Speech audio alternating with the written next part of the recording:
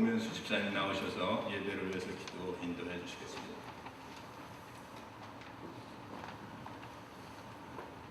다 같이 기도 드리시겠습니다.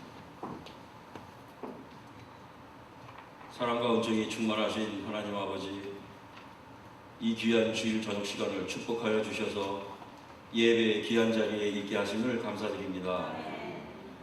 이 시간 저희 여호수아 남선교회 헌신 예배로 하나님께 영광 돌리게 하시고, 또한 축복의 말씀이 선포되는 감격의 시간으로 저희를 인도하여 주시옵소서.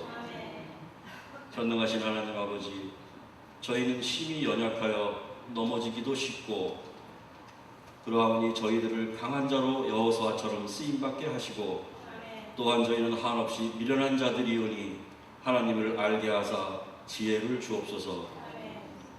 저희 남선교회는 모두가 큰 은혜 받아 교회의 기둥으로 믿음과 봉사의 본이 되어서 다음 세대를 책임질 수 있는 청지기로 저희들을 삼아주시길 간구드립니다. 이 저녁 임혜환 목사님을 통하여 말씀을 듣습니다. 신령한 말씀과 생수의 말씀으로 영역이 7배나 더하여져서 성령과 지혜의 분별력을 주사 축복의 통로가 되게 하여 주옵소서. 이 헌신 예배를 통하여 모두 다 새롭게 깨달아서 일평생 변함없이 주님 앞에 헌신하는 저희 여호수아 남선교회가 되게 하여 주옵소서. 저희와 늘 함께 하시며 생명의 길로 인도하시는 예수님 거룩하신 이름 받들어 감사하며 기도드렸습니다.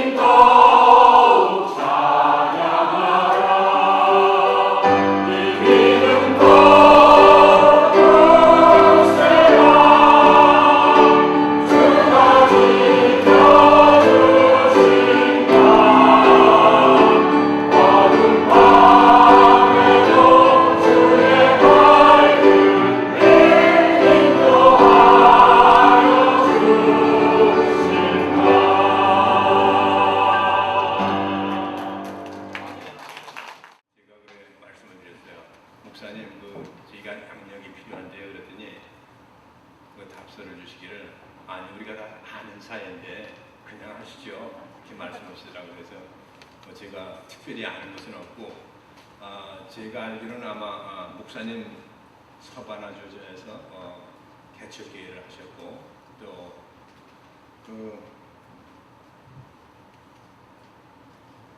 지금은 그 남대서양 대총무로 사역하고 계시지만 그 전에 또 중부 한민노회 총무로 계셨습니다. 그동안 그 저희 교회를 위해서 많은 노력을 해주신 걸 여러분이 아시고 또 저희 교회를 이렇게 사랑해 주시고 오늘도 이렇게 남전교 예배에 말씀해 주실 때 생각해 주신 목사님께 감사를 드립니다. 나오실 때 우리가 뭐 예나시금이나 그 할렐루야를 맞으시길 부탁드립니다. 목사님 나오세요.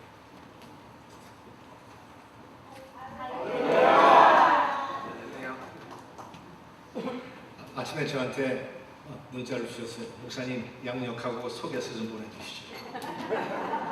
장로님 우리 서로 다 아는 사이인데 따로 그렇게 필요하겠습니까? 그렇게 말씀드렸습니다. 여러 번 만나 뵈니까 반갑습니다. 다 저하고 낯익은 얼굴들이죠. 가끔 이렇게 여러분 만나 뵈면은 제 마음에 기쁨이 생겨요. 여러분들 열심히 신앙생활 하시고 또 어려울 때도 있으시지만 잘 극복하시고 하시는 게 얼마나 참 그 의미 있는지 이렇게 안에 계신 분은 잘 모릅니다. 이렇게 그냥 그냥 계시니까 밖에서 볼 적에 시각이 다르거든요.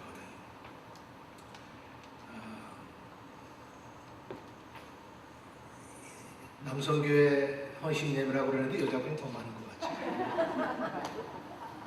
근데 들어오다 보니까 포스터가 있는데 거기는 남성교회 헌신 예배가 아니고 남성교회 주체 헌신 예배라고 있어요.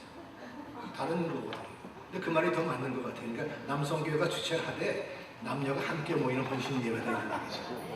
그냥 남성교회 헌신 예배라기보다 사실 제가 그 남성교회 헌신 예배라고 해서 남자분들하고만 대화를 하려고 말씀을 주고 제가 여쭤봤어요. 장로님 여자분들도 옵니까? 그러니까 당연히 오시죠.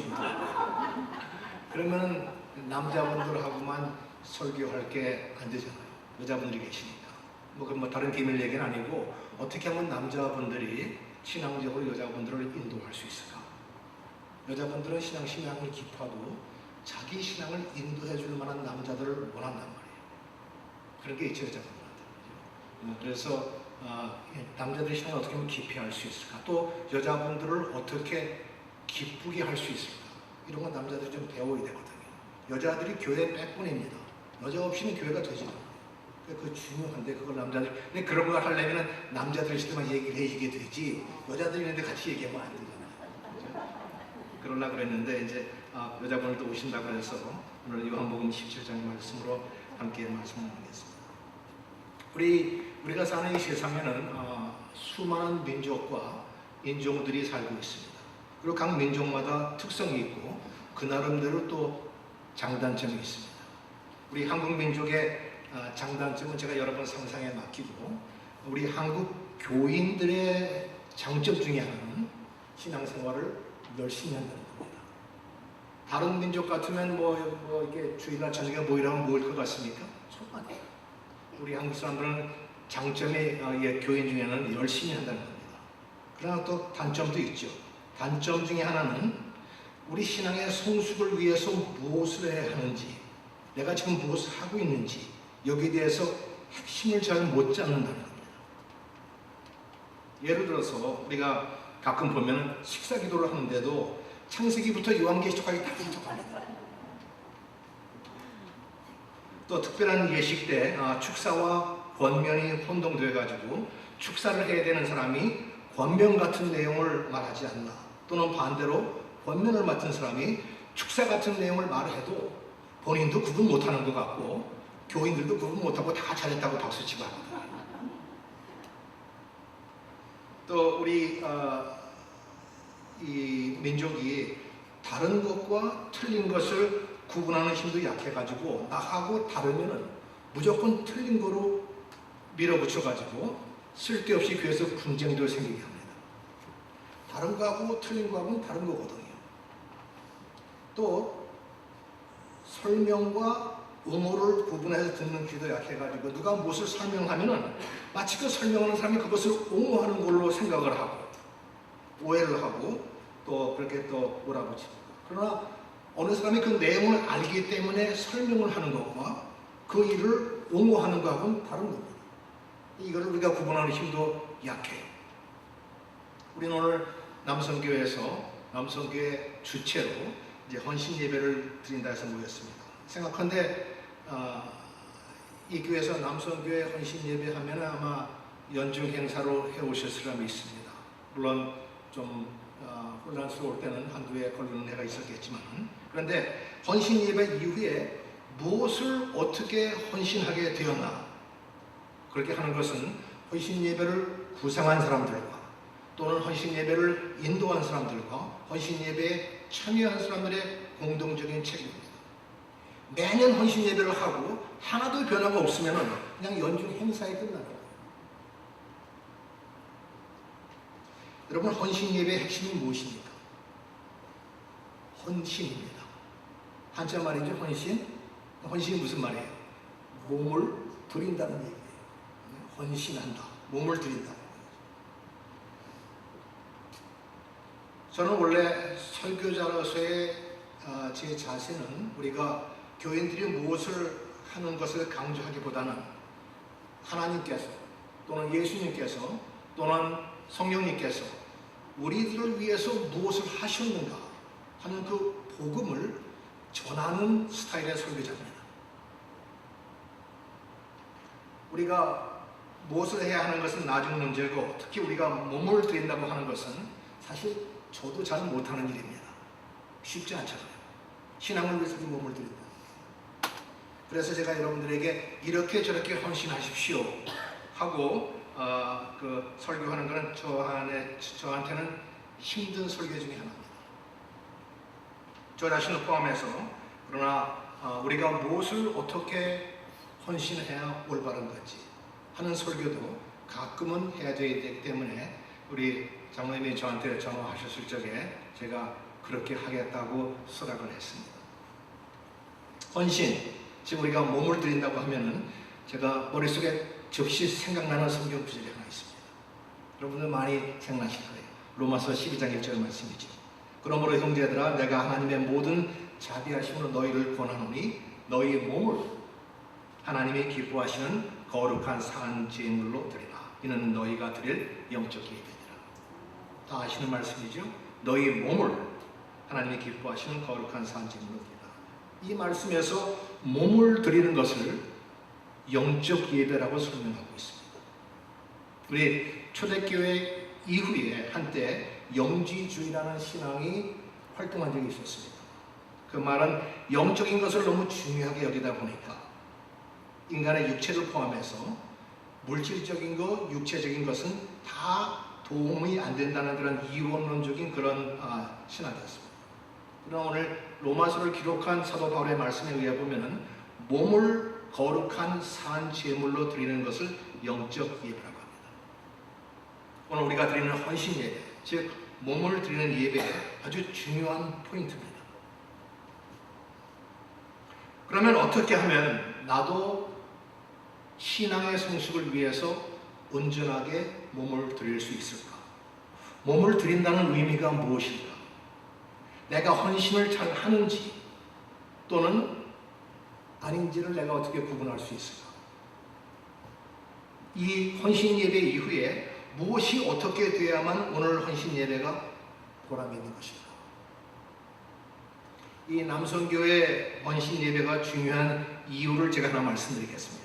미국인들의 통계에 의하면 아이들이 교회를 다니게 돼서 처음에 온 가족이 교회를 다니게 된 경우는 3.5%입니다.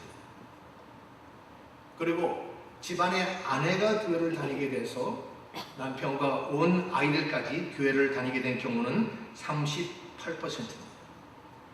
그런데 남편이 교회를 다니게 돼서 전 가족이 교회를 다니게 된 경우는 97%입니다.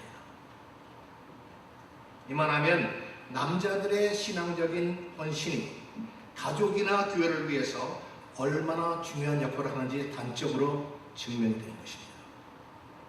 그래서 저는 오늘 우리가 본문으로 택한 요한복음 17장 11절에서 23절에 기록된 예수님의 마지막 기도를 중심으로 무엇을 어떻게 헌신하는가 하는 이야기를 여러분과 함께 나누려고 합니다. 다시 말씀드리면 헌신을 우리가 하려면은 이 예수님의 기도를 따라서 헌신하는 것이 가장 모범적이고 가장 빗나가지 않고 가장 올바른 헌신이 되리라고 생각하기 때문입니다. 이 요한복음 17장은 예수님께서 잡히시기 직전에 제자들을 모아놓고서 하나님께 기도하신 내용입니다. 여러분 혹시 이 가지신 성경에 요한복음 17장을 보시면은 이렇게 예수님이 하신 말씀은 빨간 걸로 기록된 성경이 있지 않습니까? 요한복음 17장 전체가 다 빨간색입니다. 성경이 그런 데 많지 않아요. 한 장 전체가 예수님의 말씀으로 꽉 차버린 데가 많지 않습니다. 예수님의 마지막 기도입니다. 잡히시기 직전. 우리는 오늘 이 기도에서 상당히 많은 내용이 포함되어 있는데 아까 여러분께 말씀드리면서 이해가 되는 것 같기도 하고 같은 말이 반복되는 것 같기도 하고 뭐 내가 너 안에 내가 내 안에 하니까 혼동도 되고 그럽니다. 사실은 굉장히 많은 내용이 있지만 우리가 중요하게 세 가지만 제가 여러분과 찾아서 나누려고 합니다. 그 중에서 여러분이 한 가지라도 오늘 꼭 잡고서 여러분이 실천하신다면 헌신하신다면 오늘 우리 이 헌신 예배는 보람 있는 예배가 될 겁니다. 요한복음 17장에 기록된 예수님의 말씀의 핵심은 13절입니다. 13절 한번 나올 수 있나요? 여기 나와 있네요. 네. 지금 내가 아버지께로 가오니 내가 세상에서 이 말을 하옵는 것은 그들로 내 기쁨을 그들 안에 충만히 가지게 하려 함이니라. 그들로 내 기쁨을 그들 안에 충만하게 하라. 우리 예수님께서 하나님이시면서도 이 세상에 오셔서 얼마나 많은 고생을 당하셨습니까? 여러분이 복음서를 보시면 그 내용이 솔직히 나와 있죠. 광야에서 참기 어려운 40일간의 금식도 하셨고 피조물인 인간들로부터 비난도 당하셨고 채찍에 맞기도 하셨고 제자의 배반도 경험하셨고 가시는 곳곳마다 종교 지도자라고 하는 사람들의 반발, 정치인들의 모욕, 끝에 가서는 십자가에서 손과 발에 못이 박히시고 죽음이라는 그런 고난을 앞두신 그 바로 직전이었습니다. 이때 주님의 말씀이 내가 세상에서 이 말을 하옵는 것은 그들로 내 기쁨을 그들 안에 충만히 가지게 하려 함이라고 하십니다. 인간적으로는 각종 비난과 고통을 당하셨지만 이제 그 모든 것을 다 뒤로 하시고 다시 출발점이었던 하나님 아버지께로 돌아가서 하나님과 하나 되니 우리 주님께는 커다란 기쁨이셨습니다. 그리고 중요한 것은 이제 이 세상에 남아있는 그 제자들에게도 그 기쁨의 충만함을 가지도록 기도하신 내용이 바로 이 17장 기도 전체입니다.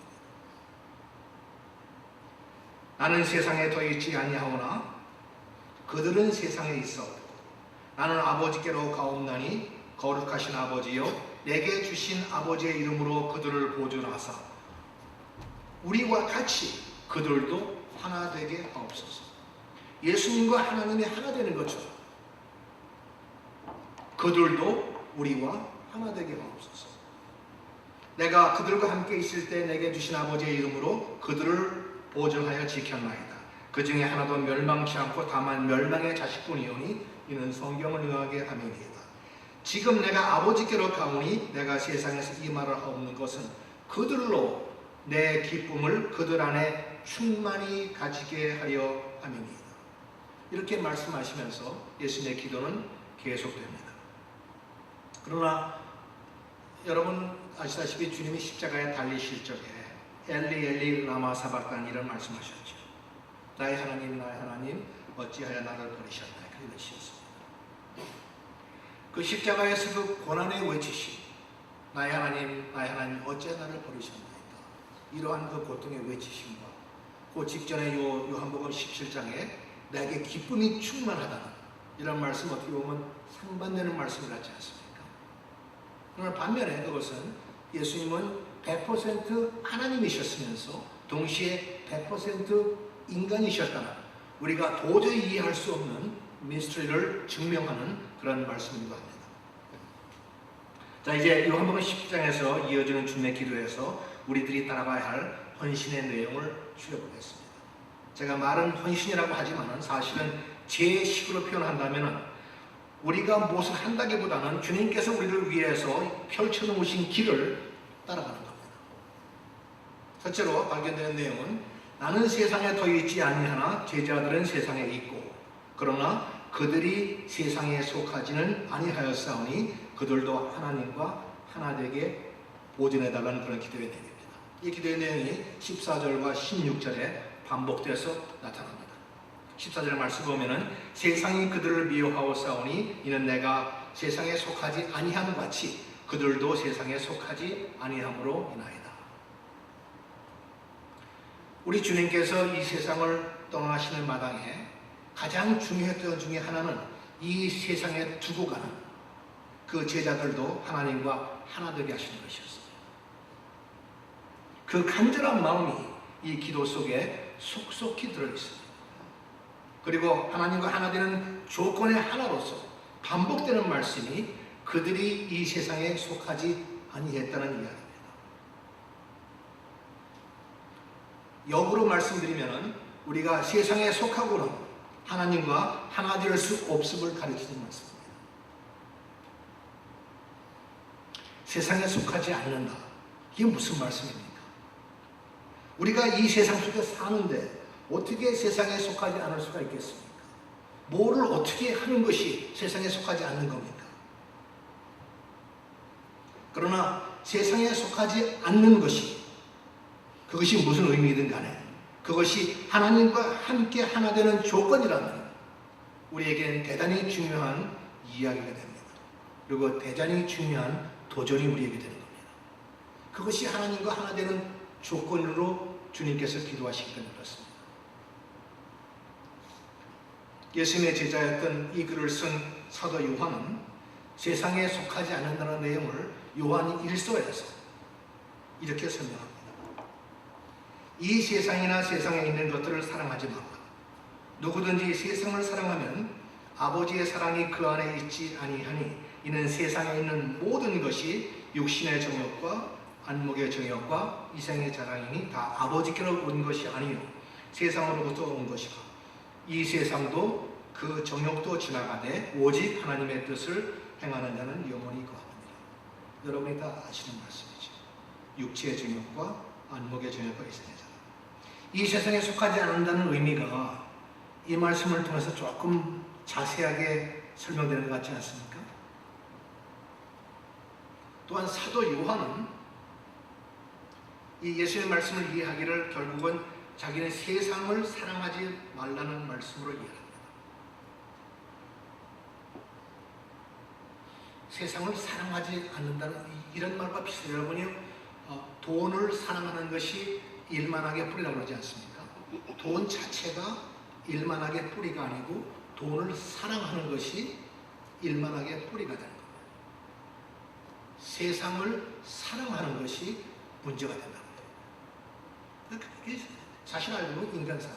제가 며칠 전에 집 앞에서 저녁에 이렇게 의자를 놓고서 하늘을 보고 앉았으니까 뭐 하늘하고 자연 밖에서 보입니까? 그 하나님 만드신 세상인데 얼마나 아름다운지 모르겠어요. 별도 보이고 나무도 있고 하늘도 보이고. 그거를 미워할 이유는 전혀 없지. 그거를 망치는 게 바로 사람들이거든요. 이게 결국은 세상을 사랑하지 말라는 얘기는 인간들의 흐름을 따라가지 말라는 얘기로 우리가 얘기할 수 있습니다. 자, 이제 또 사도 바울은 세상에 속하지 않는다는 말을 이렇게 전합니다. 우리가 좀 전에 본 로마서 12장 1절 말씀이죠. 그러므로 형제들아 내가 하나님의 모든 자비하시는 너희를 권하노니 너희 몸을 하나님이 기뻐하시는 거룩한 산제물로 드리라. 이는 너희가 드릴 영적 예배니라. 그리고 이어서 말씀하기를 2절에 너희는 이 세대를 본받지 말고 오직 마음을 새롭게 함으로 변화를 받아 하나님의 선하시고 기뻐하시고 온전하시듯이 무엇인지 분별하도록 하라. 사도 요한과 사도 바울이 다른 사람인데, 그리고 다르게 예수님을 경험했는데, 하나는 예수님의 따라다니던 제자였고 한 사람은 나중에 만날 사람인데 같은 방향으로 이야기를 하고 있습니다. 성령의 역사시대죠. 바울은 이 이야기를 이 세대를 본받지 말고 마음을 새롭게 해서 하나님의 뜻을 분별하게 사는 것을 세상에 속하지 않은 것으로서 이해를 합니다. 사도 요한과 사도 바울의 공통점은 우리들이 세상 속에 살기는 하지만은 의도적으로 세상의 흐름에 같이 가지 않고 세상 것을 사랑하지 않으며 하나님의 뜻을 분별하며 사는 것입니다. 우리 예수님께서 이 땅에 오셔서 3년 동안 공생의 기간 중에 수많은 고난과 수고를 하셨습니다. 그리고 그로 인해서 우리들이 갈 길을 다 만들어 놓으시고 열어놓으셨습니다. 인류 역사에 그런 길을 만드신 분이 없습니다. 우리가 하나님과 하나 되는 그런 길을 만든 역사가 없어요. 그 길을 주님께 이루셨습니다. 그 은혜가 얼마나 대단한지 우리는 감탄을 해야 됩니다. 정말 대단한 은혜입니다. 감히 우리 같은 인간들이 하나님과 하나가 될 수 있다니, 신의 성품에 참여할 수 있다니, 이건 상상할 수 없는 얘기예요. 그 길을 그분이 가능케 하시고 이제 떠나기 직전에 간절한 마음으로 심장이 터질 것 같은 마음으로 그렇게 기도하시는 거예요. 여러분 상상해 보십니까? 하나님과 하나 되는 삶. 예수님 우리들이 그렇게 되기 위해서 간절하게 기도하시고 곧 그 다음날 자신의 몸을 들이셨습니다. 나는 세상에 더 있지 아니하오나 그들은 세상에 있어. 나는 아버지께로 가옵나니 거룩하신 아버지여 내게 주신 아버지의 이름으로 그들을 보존하사 우리와 같이 그들도 하나 되게 하옵소서. 우리가 이 감격스러운 요한복음 19장의 기도를 이해한다면 우리는 그 말씀 앞에 항복하고 우리 마음속에 생겨나는 육신의 정욕이나 욕심들을 절제하고 그분의 뜻에 맞게 살려고 우리가 하게 되지 않습니까? 우리가 그분의 뜻에 따라서 판단하고 행동하는 것이 바로 헌신의 삶의 첫발입니다. 그러면 구체적으로 어떻게 해야 되는 겁니까? 우리 이런 얘기 많이 하고, 근데 구체적으로 어떻게 하는 겁니까? 뭐 이 내용이 너무나 광범위하기 때문에 여러분 각자 개인적으로 적용하는 것을 우리가 말씀드리기 어렵겠지만 그 기본을 말씀드린다면 쉽게 말하면 이런 겁니다. 세상과 무조건 반대로 가는 겁니다. 의도적으로 무조건 반대로 가는 겁니다. 그렇게 하면 많은 경우에 세상에 속하지 않은 삶, 하나님과 하나 되는 삶을 사는 일에 자연스럽게 접근하게 됩니다. 다시 말씀드리면 여러분이 세상의 삶과 동일하게 한다면, 다른 사람과 동일하게 아침에 일어나서 밥 먹고 뭐하고 똑같이 이렇게 한다면, 물론 교회로 오신 자체가 이미 구분되는 삶이 하겠지만 세상과 같이 가면은 여러분이 여기에 동참할 수가 없는 겁니다. 세상과 무조건 반대로 가는 원칙을 세우세요. 구체적인 거는 개인마다 다를 겁니다. 의도적으로 왜냐하면 세상의 모든 흐름은 이 요한일서의 기록대로 아버지로부터 온 것이 아닙니다. 세상으로부터 만들어진 겁니다. 그러므로 이것저것 구분하기 어려우면 무조건 반대 길로 가면은 여러분이 하나님의 삶에 접근할 가능성이 높다는 이야기입니다. 그러면 무조건 반대로 산다. 그게 무슨 말입니까? 글자 그대로입니다. 지금까지 여러분이 가지고 계시고 살아오시는 생활 방법을 성경 말씀을 기준으로 반대로 살아갑니다.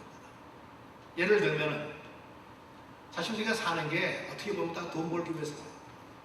돈은 우리 생활의 중요한 툴입니다. 필요한 도구지.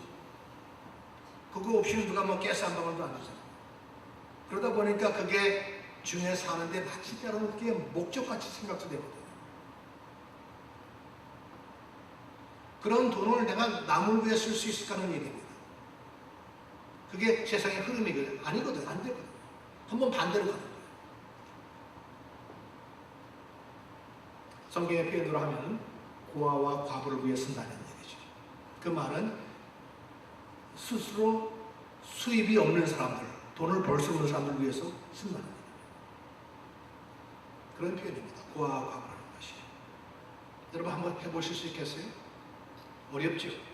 근데 그게 세상과 반대로 가는 사람이에요. 세상은 그렇게 안 가게 되는 거예요. 또 자존심을 좀 죽여버리고 남들과 화평하려고 하는 거.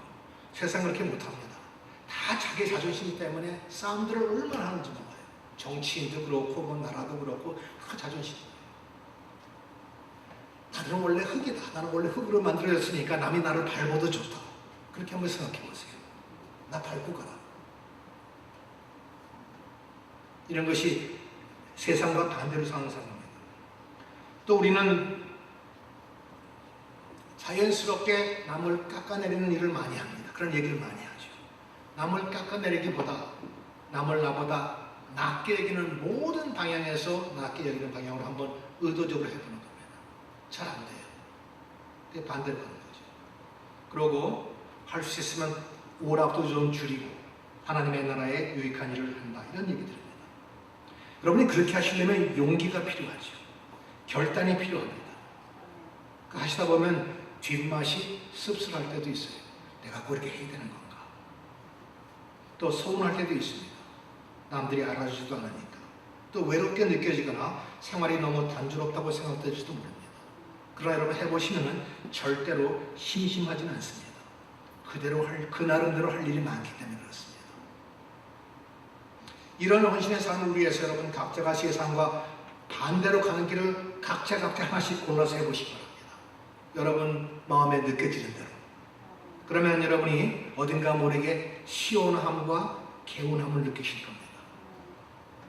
육신의 적용이나 안목의 적용이나 이생의 자랑에서 오는 즐거움보다 또 다른 차원의 즐거움이 있음을 느끼시게 될 겁니다.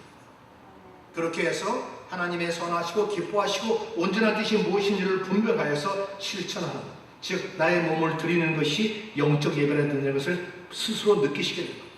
그냥 문장이 아니고 내가 실감으로 다가온다는 겁니다. 그러나 세상과 반대로 가려는 노력은 조그만 노력으로는 실천되지 않습니다. 지속적이고 의도적인 그런 시도가 필요합니다. 하지만 한번 세상과 반대로 한번 가보시기 바랍니다. 그러면 자신의 몸은 그대로 세상 속에 있으나 자신이 세상에 속하지 않고 있음이 무엇을 의미하는지를 스스로 발견하게 될 겁니다. 그렇게 되면 여러분은 자신감이 생기고 든든해지기 시작해요. 남이 나한테 뭐라고 하든 관계없어요. 여러분 혹시 영화에서 아브라함을 찾아왔던 천사들 그런 거 그 영화에 보지 않습니까? 또 소돔성에 뭐 찾아왔던 천사들 영화에 보면 뭐 누더기 같은 거 있고 모자 같은 거 쓰고 오잖아요. 남들은 우습게 볼지 몰라도 그 천사들은 든든한 거예요. 하나님께 보내진 천사랍니다. 세상을 부시고 온 사람들은 천사였죠. 남들이 나를 뭐라고 보든 간에 내 속에는 든든함과 자신감을 갖고 있어요. 세상과 반대쪽에 있는데 그것이 하나님의 길을 내가 가고 있다는 생각이 울적해요. 그걸 딱 잡으면 든든하기 짝이 없습니다. 우리가 그래서 그걸 잘 간직하면 이것이 바로 예수 그리스도의 간절한 기도에 동참하는 헌신의 삶이 되는 것입니다. 두 번째로 예수님 기도에서 반복적으로 등장하는 말씀은 그들을 진리로 거룩하게 하옵소서 하는 말씀입니다. 17절 말씀을 보면 그들을 진리로 거룩하게 하옵소서. 진리로 거룩하게 하옵소서. 아버지의 말씀은 진리입니다. 그리고 19절 말씀 보면은 그들을 위해 내가 나를 거룩하게 하오니 이는 그들도 진리로 거룩함을 얻게 하려 함이니이다. 우리가 거룩하게 된다는 것이 우리 주님께서는 진리하고 지키면서 말씀하세요. 이 말씀 역시 예수님께서 우리들이 하나님 앞에 온전하게 보존되도록 간절하게 기도하신 내용적인 그런 측면을 바라본다면 진리로 거룩하게 되는 것 역시 하나님과 하나 되는 그런 조건의 하나님을 우리가 부정할 수 없는 겁니다. 진리로 거룩하게 되지 않는 한 하나님과 하나 된다는 것은 불가능하다는 얘기입니다. 그래서 주님께서 기도하시기를 우리들이 진리로 하나 되기 위해서 기도하십니다. 하나님의 말씀은 진리시니다. 여러분 이 진리가 무엇인가에 대해서 사람들은 시대를 막론하고 연구해 왔습니다. 그래서 철학자들도 생겨났고 진리에 대한 여러 가지 책들도 쓰여지고 다른 종교들도 많이 생겼습니다. 그러나 성경은 진리를 이렇게 말씀합니다. 오늘 말씀에 보면은 예수께서 말씀하시기를 아버지의 말씀은 진리입니다. 17절 말씀이에요. 그리고 여러분이 잘 아시는 요한복음 14장 6절 말씀 예수님께서 내가 곧 길이요 진리요 생명이니 나로 말미암고는 아버지께 올 자가 없느니라. 이 17장에서 말씀하시는 이 진리는 진리의 모든 바탕이 어디에 있는가를 설명하는 거죠. 아버지의 말씀이 진리입니다. 그리고 요한복음 14장에 내가 곧 길이요 진리요 생명이니 이 말씀은 하나님께 가는 방법 중에 어떤 것이 진리인가를 설명하신 겁니다. 즉 예수님만이 유일하게 하나님께로 우리를 이끌 수 있는 길이요 진리요 생명의 말씀이죠. 그러나 오늘 이 17장 기록된 예수님의 기도 속에서 진리로 거룩하게 하옵소서라는 이 말씀도 크게 보면 같은 맥락입니다. 하나님과 하나 되는 길이니까. 그렇지만 세상에 두고 가는 제자들이 천국에 도착하기 전에 이 세상의 삶인데 더 초점을 두는 그런 말씀이죠. 진리로 거룩함을 이룬다. 이 말씀은 사도 바울이 에베소에 보내는 편지를 이렇게 설명합니다. 에베소 4장 22절 말씀인데요. 너희는 유혹의 욕심을 따라 썩어져가는 구습을 따르는 옛사람을 벗어버리고 오직 너희의 심령이 새롭게 되어 하나님을 따라 의와 진리의 거룩함으로 지으심을 받은 새 사람을 입으라. 에베소서 말씀에서도 진리의 거룩함이라는 단어가 있습니다. 우리는 그냥 진리라는 단어도 많이 알고 거룩하다는 단어도 많이 아는데 진리와 거룩함이 동일하게 쓰여진 것을 많이 발견하지 못했었습니다. 성경을 많이 읽어봐서. 네, 사도 요한도 그렇게 쓰고 있고 바울도 지금 에베소에서 그렇게 쓰고 있습니다. 진리로 거룩함을 이룬다는 말씀은 여기서 우리가 이 바울의 글을 통해 조금 더 설명이 되는 것 같죠. 이 말씀은 바울은 이야기를 유혹의 욕심을 따라 썩어져가는 구습을 따르는 옛사람을 벗어버리고 오직 심령이 하나님의 말씀에 따라서 새롭게 변해가는 삶을 진리로 거룩함을 이룬다고 이야기하는 겁니다. 원래 우리 인간의 욕심이란 진리를 거부하게 만듭니다. 동성 결혼이 왜 합리화되어 가고 있습니까? 인간의 욕심이 진리를 거부하는 표징이 하나입니다. 세상의 흐름이에요. 세상은 언제든지 진리를 거부합니다. 자기들의 편리함과 자기들의 유익을 위해서. 처음에 아담과 하와에게 찾아온 뱀이 말하기를 하나님이 참으로 너희에게 동산 모든 나무의 열매를 먹지 말라 하시더냐 하고 물었더니 하와가 대답하기를 동산 중앙에 있는 나무의 열매는 너희는 먹지도 말고 만지도 말라 너희가 죽을까 하노라 하셨습니다. 이렇게 말했습니다. 그랬더니 뱀이 다시 말합니다. 너희가 결코 죽지 아니하리라. 하나님의 말씀인 진리를 뱀이 속인 겁니다. 이에 하와가 그 나무를 보니까 먹음직도 하고 보함직도 하고 지혜롭게 할 만큼 탐스럽기도 합니다. 그게 바로 육신의 정욕이요 안목의 정욕이요 이생의 자랑이죠. 그래서 자기도 따먹고 자기 남편에도 하나 주었습니다. 그 후부터 모든 인간들은 하와의 후손으로서 진리에 대해서 눈을 돌리고 자기의 유혹을 따라서 살아가는 그런 존재가 되었습니다. 따라서 우리가 이 진리를 다시 회복하려면 하나님의 말씀을 반복적으로 우리가 되새기고 그 말씀을 의지하려고 노력할 때만 겨우 진리가 되살아나기 시작합니다. 그래서 우리 주님께 말씀하시기를 아버지의 말씀은 진리이다. 성경을 떠나서는 여러분은 진리 근처에 가지 못합니다. 그래서 우리가 그렇게 될 때만 이 그 진리로 말미암아서 하나님의 삶에 동참하게 되는 겁니다. 바울은 자기 아들과 같은 젊은 목회자인 디모데에게 편지를 보내며 이렇게 말합니다. 디모데후서에 기록된 말씀인데요. 너는 진리의 말씀을 옳게 분별하여 부끄러울 것이 없는 일꾼으로 인정된 자로 자신을 하나님 앞에 드리기를 힘쓰라. 디모데 역시 목회자긴 하지만은 젊기 때문에 유혹에 연약할 수 없는 인간이기 때문에 바울이 그렇게 충고한다 합니다. 너는 진리의 말씀을 옳게 분별하여 전하라는 얘기죠. 우리 역시 하나님의 말씀은 진리입니다. 그들을 진리로 거룩하게 하옵소라고 기도하신 그 예수님 말씀에 기초하여서 하나님의 말씀을 바탕으로 유혹을 따라 썩어져가는 구습을 따른 옛사람을 벗어버리려고 할 때 비로소 우리가 거룩함을 잊게 되는 겁니다. 저는 이런 말씀을 준비하면서 제 나름대로 마음이 불탔습니다. 어찌하면 여러분들이 하나님과 하나 되는 삶을 동참할 수 있을까? 그냥 30분, 40분, 1시간 설교가 중요한 게 아니라 어찌하면 여러분이 하나님과 하나 되는 삶을 동참할 수 있을까? 이것이 안 된다면 우리가 몇십 년 신앙생활해도 헛간입니다.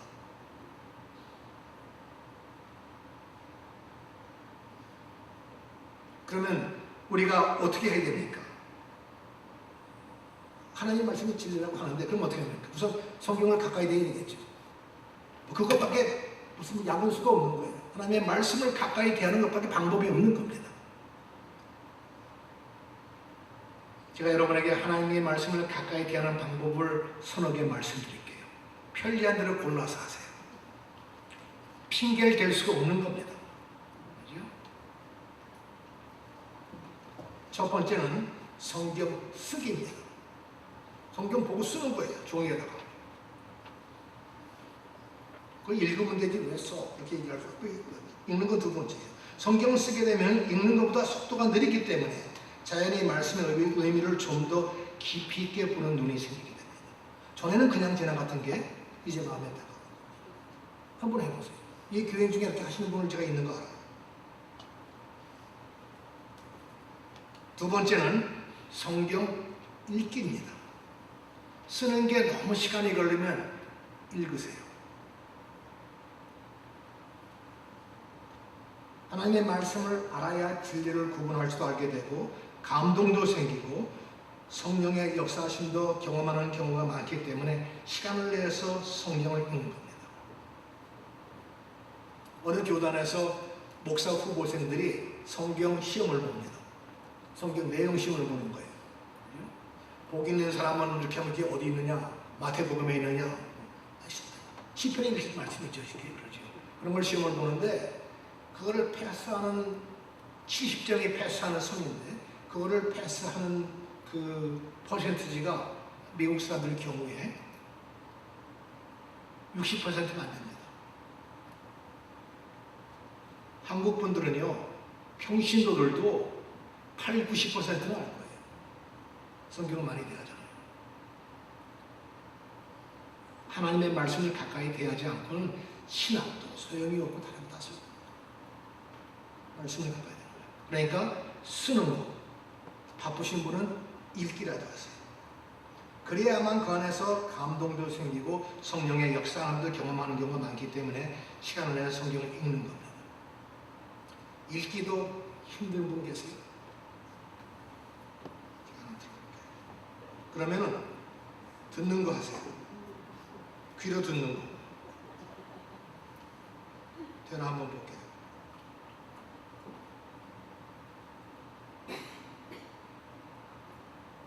지금은 뭐 이런 성경 같은 게 다 나와가지고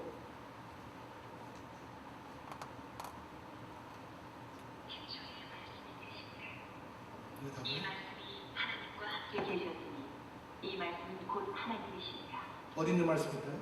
그가 태초에 하나님과 요한복음 1장 1절 말씀이죠. 만물이 그로 말미암아 지은 바 되었으니 지은 것이 하나도 그가 없으면 된 것이 없느니라. 성경 전체가 전합선을 찬송가 전체 다 있습니다. 그냥 프리로 다운로드 받는 거는 자세하지 그러니까 몇 가지밖에 없고요. 특히 이게 오디오는 나오지 않습니다. 성경 전체, 찬송가 전체 다 들어가는데 얼마게? 27불 99센트입니다. 여러분 일주일에 가스 한 번 듣는 것보다 싸요.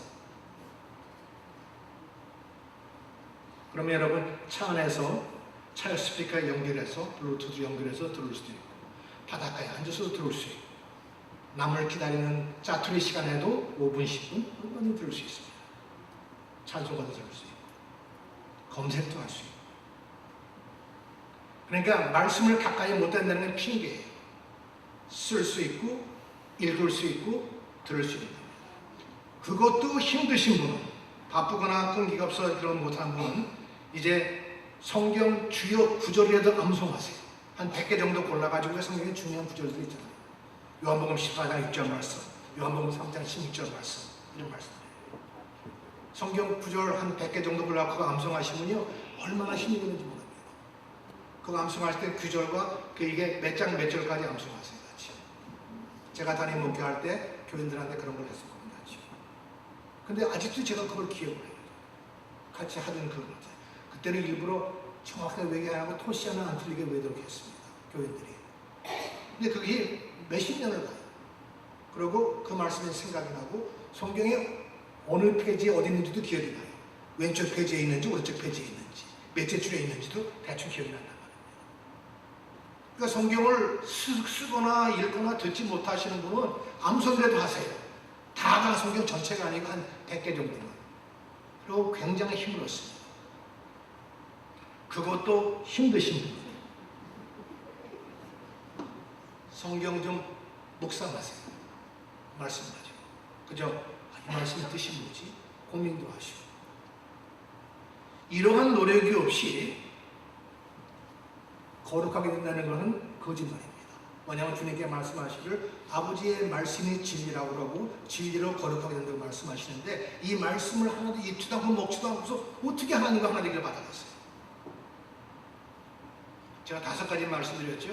쓰기, 제일 좋은 방법입니다. 읽기, 듣기, 암송하기, 그 다음에 묵상하기. 우리 주님은 우리에게 이렇게 자세하게 만들어 놓으셨어요. 성경을 축소해서 우리가 만지고도 먹을 수도 있습니다. 송창이죠. 그 얘기는 우리가 나중에 하고요. 이 중요한 것은 이 모든 방법이 성경하는 방법이 여러분들이 개인적인 시간을 가지고 개인적으로 하나님과 독대하는 마음으로 하셔야 되는 겁니다. 그래야만 자신을 위장하지 않고 하나님 앞에 자신 있는 모습 그대로 순수한 자세로 대할 때 비로소 그 말씀의 순수함이 개인적으로 적용됨을 경험하게 됩니다.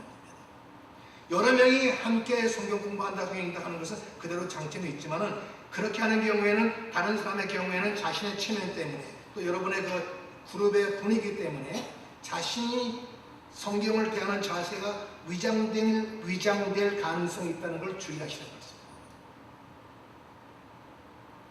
여러분 오늘부터 한번 실천해 보시기 바랍니다. 의도적으로 시간을 내서 하나님의 말씀을 대하는 것은 내 몸이 다른 것으로부터 분리되어 있어야만 되기 때문에 그게 바로 헌신의 길이 되는 겁니다. 그리고 그 결과는 진리로 거룩함을 잇는 첩경이 되는 겁니다. 세 번째로 예수님의 기도에서 반복적으로 발견되는 말씀은 하나 되게 하옵소서라는 말씀입니다. 이 말씀은 11절에 등장하고 21절, 22절, 23절에서 계속 발견되지만 비록 그 말씀이 안 들어있다 하더라도 요한복음 17장 전체가 하나님과 예수님이 하나 된 것처럼 저들도 하나 되게 하옵소서 하는 게 전체의 흐름입니다. 아버지여, 아버지께서는 내 안에 내가 아버지 안에 있는 것 같이 그들도 다 하나 되게 우리 안에 하나 되어 우리 안에 있게 하사 이는 우리가 하나 된 것 같이 예수님과 하나님이 하나 된 것 같이 그들도 하나 되게 하려 함이니이다. 곧 내가 그들 안에 있고 아버지께서 내 안에 계시오 그들로 온전함을 이루어 하나 되게 되려 함은 이렇게 했으니까 이 말씀을 기도의 형태로서 하나님께 알리셨습니다. 여러분 기도는 하나님과의 관계를 맺어가는 그런 대화의 길입니다. 그리고 하나님의 사역에 동참하는 길입니다. 하나님과 하나 되는 방법이기 때문에 우리 신앙생활에서는 빠질 수 없는 그런 길입니다. 물론 성경에 나타나는 기도의 형태를 보면은 회개의 기도도 있고 감사의 기도도 있고 또 간구의 기도도 있고 하나님의 영광을 위해서 하는 그런 4가지의 기도의 형태로 등장합니다. 그러나 그런 기도의 형태나 결과에 관계없이 기도 자체가 하나님과의 관계성을 맺어가는 일이기 때문에 하나님을 위한 헌신의 삶으로서 중요한 부분을 차지합니다. 예수님 자신도 이 땅에 계시는 동안에 하나님과의 관계성을 늘 기억하시기 때문에 자신이 기도에 힘쓰시고 또 기도에 대해서 가르치셨습니다. 또한 예수님의 제자들 역시 하나님과 하나님의 방법으로서 기도에 대해서 강조하고 기도에 대한 환상을 보기도 했습니다. 예수님께서 말씀하시기를 너희는 기도할 때 내 골방에 들어가 문을 닫고 은밀한 중에 계신 내 아버지께 기도하라. 은밀한 중에 보시는 내 아버지께서 갚으시리라. 또 기도할 때 이방인과 같이 중언부언하지 말라. 그들은 말을 많이 하여 들으실 줄 생각하느냐. 그러므로 너희는 이렇게 기도하라. 하늘에 계신 우리 아버지여 이름이 거룩히 여김을 받으시오며 예수님 자신은 또한 혼자 기도하는 시간을 자주 가지셨습니다. 성경에 기록되기를 무리를 보내신 후에 기도하러 따로 산에 올라가십니다. 저물매 거기서 혼자 계시더니, 여러분 다 아시는 말씀이에요. 하나님과의 1대1의 관계성을 유지하시기 위해서 그 피곤한데도, 하루 종일 무리에게 시달리는데도 다 보내시고 저물매 혼자 가서 기도하십니다. 사도 바울은 기도에 대해서 이렇게 말합니다. 쉬지 말고 기도하라. 베드로는 기도에 대해서 이렇게 말합니다. 만배의 마지막이 가까워왔으니 그러므로 너희는 정신을 차리고 근신하여 기도하라. 사도 요한은 기도에 대해서 이런 환상을 보았습니다. 요한계시록에 기록된 말씀이죠. 또 다른 천사가 와서 제단 곁에 서서 금 향로를 가지고 많은 향을 받았으니 이는 모든 성도의 기도와 합하여 보좌 앞에 금제단에 드리고자 함이라. 향연이 성도의 기도와 함께 천사의 손으로부터 하나님 앞으로 올라가는지라. 사도 요한이 환상으로 본 겁니다. 이 모든 성경의 기록은 하나님께서는 기도를 얼마나 중요하게 여기시며 기도를 통해서 우리가 하나님과 교통하게 됨을 역력하게 보여주는 증거들입니다. 그러므로 신앙적으로 헌신하는 사람들에게는 기도는 빠질 수 없는 헌신의 형태가 되는 것입니다. 하지만 지속적인 기도 역시 힘든 일입니다. 모두가 바쁘기 때문에 기도를 위하여 시간을 내기도 어렵고, 또 우리 몸은 편한 것을 찾기 때문에 규칙적인 기도는 몸을 들이려는 마음이 없어서는 불가능한 겁니다. 우리 오늘 헌신 예배에 모였습니다. 뭐 설교 재미나게 하려고 하는 거 아닙니다. 예수님께서 우리를 위해서 요한복음 17장에서 심장이 터지도록 간절히 기도하신 그 내용을 우리가 한번 이해하고 따라가 보자는 겁니다. 말씀으로 거룩함을 입혀서 하나님과 하나 되고, 기도를 통해서 하나님과 계속적으로 관계를 맺어가면서 우리가 하나님과 하나 되고, 세상과 완전히 반대로 살아가고, 이것이 없이, 그것을 주님께 강구하셨어요. 이것이 없이 하나님과 하나 될 수 없기 때문에 기도의 핵심 역시 골방 기도입니다. 은밀한 기도입니다. 혼자 기도하는 겁니다. 꾸준히 쉬지 않고 기도하는 겁니다. 정신 차리고 기도하는 겁니다. 내 기도가 내 상달된다는 확신을 갖고 기도하는 것입니다. 여러분 오늘 이 헌신 예배를 통해서 나도 뭔가 하나 해보겠다는 생각이 좀 들으십니까? 세상과 반대로 살아가는 삶, 또는 말씀을 가까이 대하려는 결단, 또 지속적인 기도를 한번 해보겠다는 생각, 이 세 가지를 다 이루기는 어렵습니다. 우리 몸이 그렇게 습관이 안 되면 못 따라갑니다. 안 됩니다. 세 가지 다 하시려고 하지 마시고 이 중에 한 가지만이라도 여러분이 시작하신다면 오늘 여러분이 함께 하신 헌신 예배는 연중 행사를 뛰어넘는 보람 있는 시간이 될 겁니다. 그냥 돌아가지 마세요. 아니 그냥 뭐 가시는 가시지만 그냥 지나가지 마세요. 오늘 밤부터라도 시작하세요. 내일 아침부터 시작하시죠. 우리가 이 일들이 어렵다고 생각되는 거는, 또는 하루 이틀 하다가 작심삼일이 되는 일은, 그런 이유들은 우리가 그만큼 요한복음 17장의 기도와 말씀과 멀리 떨어져 있다는 표정입니다.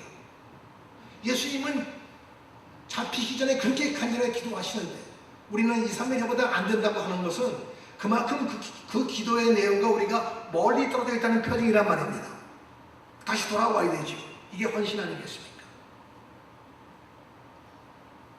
하지만 우리가 예수님께서 이렇게 기도하신 이유를 우리에게 말씀하셨습니다. 지금 내가 아버지께로 가오니 내가 세상에서 이 말을 하옵는 것은 그들로 내 기쁨을 그들 안에 충만케 가지기 위해서 기도하시는 말씀하셨습니다. 힘들지만 우리가 이를 해결해 나갈 적에 예수님이 가르치던 그 기쁨이 우리 속에도 충만해진다는 얘기입니다. 여러분 그 속에 그 기쁨을 느껴보셨습니까? 한 번씩은 느껴보셨을 거예요. 눈물을 흘려보신 적 있죠? 예수님의 은혜 때문에. 그때 눈물을 흘리면서 그 기쁨이 있지 않습니까? 내가 회개할 때 또 기쁨이 있지 않습니까? 바로 그런 기쁨입니다. 내가 하나님 앞에 하나 된 하나님의 은혜를 감사하는 그 기쁨을 충만케 하기 위해서 예수님께서 기도하셨습니다. 근데 우리가 이것이 안 되는 이유는 그만큼 우리가 멀리 떨어져 있다는 겁니다. 세상에 너무 뒤범벅이 되어 있다는 겁니다. 너무 바쁘다는 겁니다. 카카오톡 좀 그만하시죠. 그 시간에 거기다 성경 좀 집어넣고 성경 보시죠. 어떠세요? 말이 됩니까? 우리가 한 몇 년 전에 뭐 카톡하고 살았어요? 그거 없어도 재밌게 살았어요. 안 해도 되는 거예요.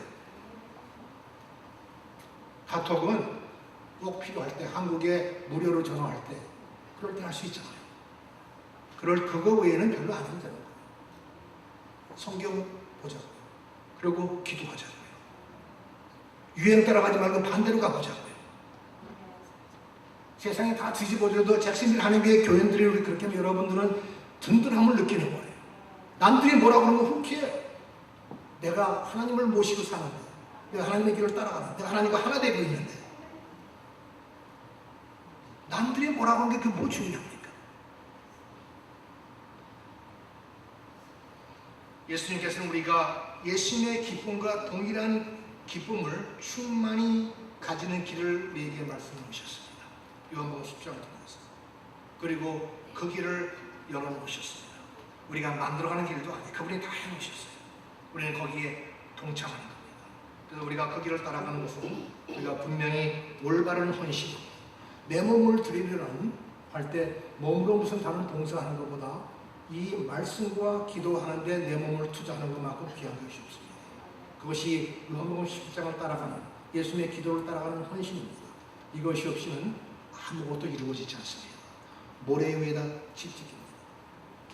그래서 오늘 이 말씀을 여러분에게 전해드립니다. 기도하겠습니다. 사랑의 주님, 우리가 무엇이간데 주님이 하나님과 하나 되신 것처럼 우리도 하나 되시게 하기 위해서 그렇게 간절히 기도하셨습니까? 주님, 우리를 국민하게 여기시고 성령님께서 도와주시옵소서. 신앙적으로 성숙하기를 원하나 세상의 흐름에 매번 우리가 지금합니다. 성령 하나님 우리를 도와주셔서 우리의 가치관이 세상에 있지 않게 하옵시고 하나님의 말씀으로 무장하고 하나님 안에서 살아갈 수 있는 새로운 가치관으로 채워주시옵소서.